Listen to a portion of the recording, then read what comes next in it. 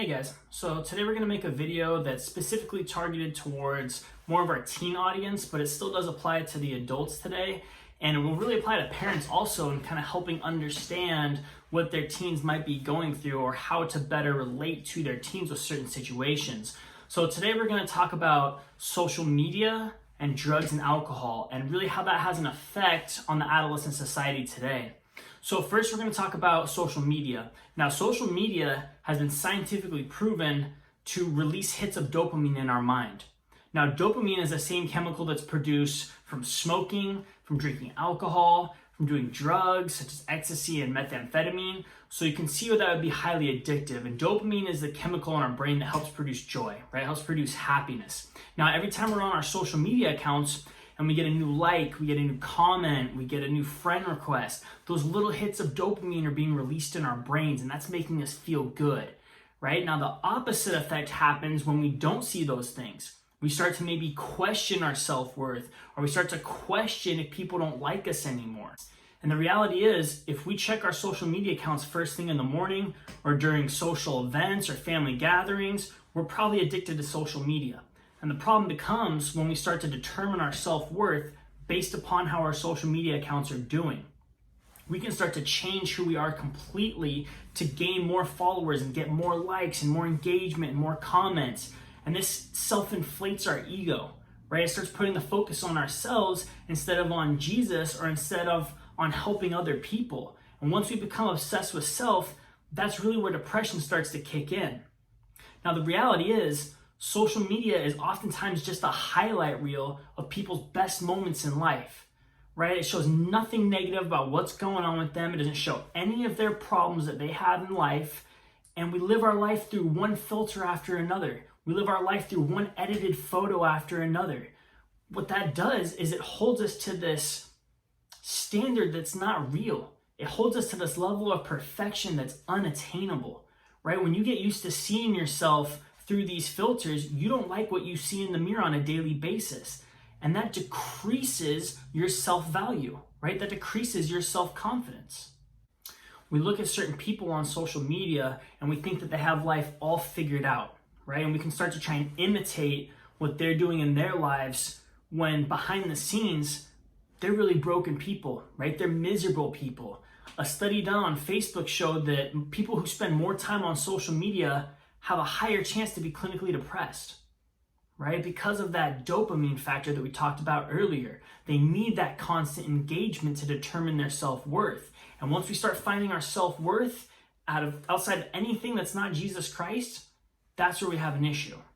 How many times have you guys been amongst a group of friends or family members and it just seems like everybody is on their cell phones, right? Everybody is engaged in the screen in front of their face and not on other people. Now what that does is it stops the formation of real relationships and communication skills. Real relationships are formed over an extended period of time, right? And they're formed by taking a genuine interest in other people's lives and the events that they have going on and the difficulties that they have going on. And then you talk about those events with them, you talk about those difficulties, and that's what bonds you on a real level. These things take time. True, genuine relationships are not formed overnight. They're not formed over a computer screen. They're formed by really talking to a person and getting down to those root issues and building trust by helping each other, right? We're also not developing communication skills. We don't learn how to talk to other people. We don't learn how to maintain eye contact with other people. This is why people often feel alone and depressed, right? People feel like they have nobody. And oftentimes in a group of friends, a friend will leave to go do something that's more fun and more engaging, even though they told you that they were going to hang out with you or they told you that they had plans with you. Once something better comes along, they'll leave you in a heartbeat for something that seems more interesting because those real relationships and those trusts aren't being formed. The last thing that social media does, and being constantly engaged in our cell phones, it stops the process in our brain of innovation and original ideas. Right? We start to just become carbon copies of everybody else. We start to talk the same as everybody else. We start to act the same as everybody else. We dress the same as everybody else. We do the same dance moves as everybody else. Right? The Bible tells us to not conform to the ideas of this world. Right? It wants us to be more like Christ. We don't want to be like everybody else. When people see us, they should see something different than what the world is showing everybody, right? We also don't find ourselves. We don't find out who we are. And those teen years are really about developing who you are as a person, right? It's kind of that transition between being a kid and having to please your parents all the time and only worrying about your parents' opinion to now figuring out your role in life and your role in society. And we need to figure out who we are as individuals, not who everybody else wants us to be.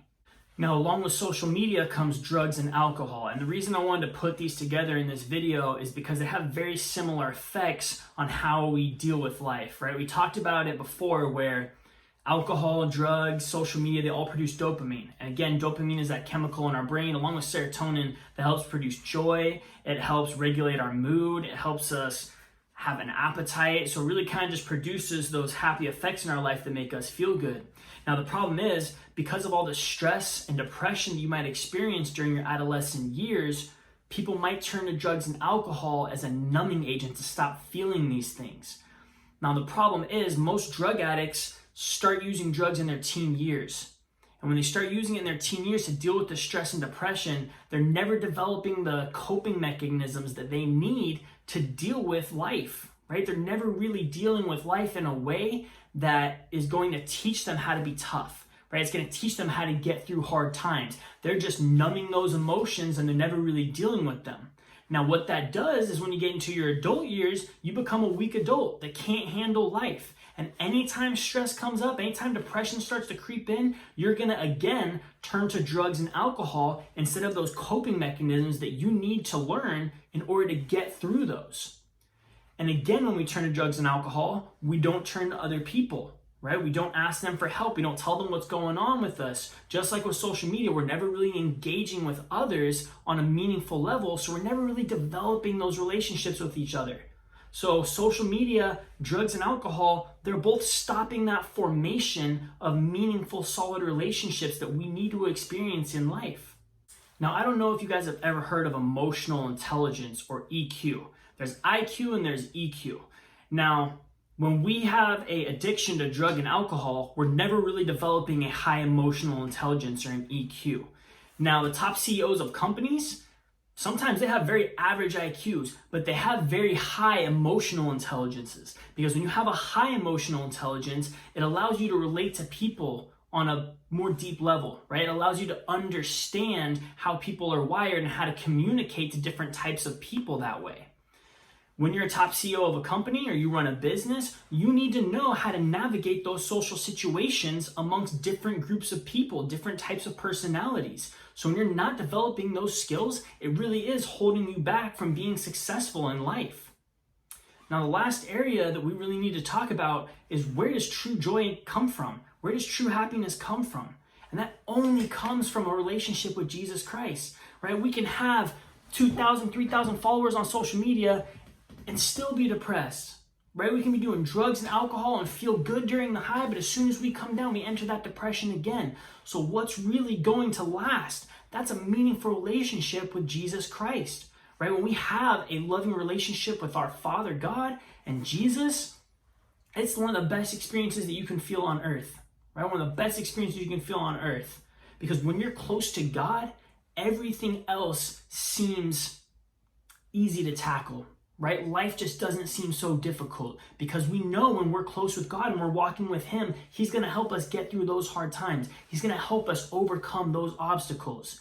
The most depressed times I've had in my life have been when I'm not reading my Bible, when I'm not praying, when I'm not close to God, right? When I'm kind of just skating through, when I'm apathetic about my relationship with Him, and I'm kind of just coasting, right? Those are the times when I get most depressed. The times when I'm most filled with joy are the times when I'm close to Him, when I'm reading my Bible, when I'm praying, right? When I'm going to church, when I'm fellowshipping with other believers. That's really what produces a lasting joy. So I encourage you guys, when you're hanging out with your friends, maybe leave the cell phones in the car. Maybe leave them at home. Take one cell phone only in case of emergencies, right? You guys don't need to bring all your cell phones. Because even when you have your cell phones, you might put it down face down on the table, but there's still that temptation to check it. It's still in the back of your mind that you want to look at your social media accounts. So just by having them in a completely different area away from you, that'll allow you to form those real relationships, and it'll allow you to get deeper and closer to people so you don't feel so alone, you don't feel so depressed, right? If you're going through drug and alcohol addiction, that's a whole separate issue, right? Getting through drug and alcohol addiction. I might make another video on that. I did touch a little bit on that in my testimony video, but that's going to be a whole separate video. But I want to thank you guys for watching. I hope this really helped you guys, especially my teens out there. This is going to be part 1 of an entire series on teens. The next video I'm going to do is about getting through high school, right? And my advice to teenagers during your high school years and how you should be trying to live your life during high school, right? Because it can be one of the hardest times in your life. And oftentimes people downplay those adolescent years. They just say, oh, you don't know what real life is yet. What stresses do you have? You don't have a job, you don't have this. But to you, that high school reality and learning those communication skills and learning how to develop relationships with other people, that is a huge deal.